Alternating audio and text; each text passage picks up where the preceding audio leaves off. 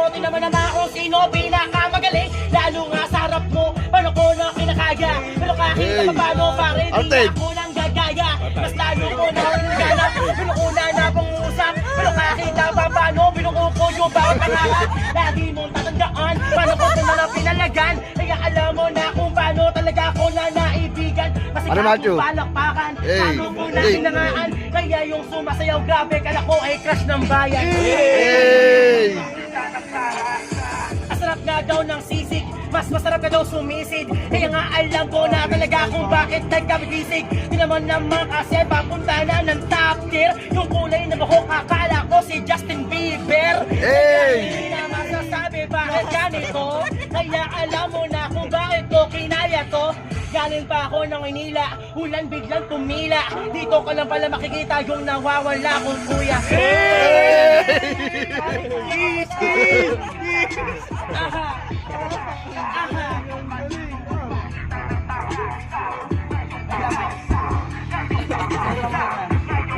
Pare, shoutout mo kayo.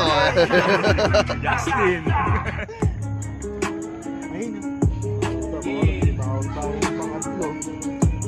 J-Plug. Di man ako yung pinakamagaling. Ito nga pala yung kapartner ni Vlad, ni Smaglas. Di man ako yung pinaka. Di man ako yung pinaka. Di man ako yung pinaka. Kilala sa kanila.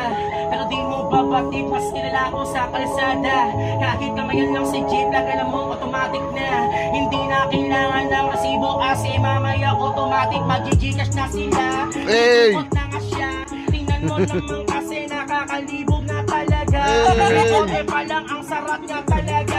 Napanood ko sa Viva Max kung paano ka lumamasa. Kaya alam ko kasi na hindi matatanggi. Kasi nga yung batang kung paano kinilala nga sa kalye. Galing pa ng Maynila kung saan talaga man dirigma. Pero kahit na paano pininis ko yung tuligsa. Sino po pumatay ng beat ay titirikan ng kandila. Para nga malaman mo kung paano ko tamaan ang Indian pana. Para galing ng tundo, paano ko to sinalo. Hindi na kailangan dami ng grupo, kaya ko to. Kasama ko nga si Tropa, bit-bit ko yung beat.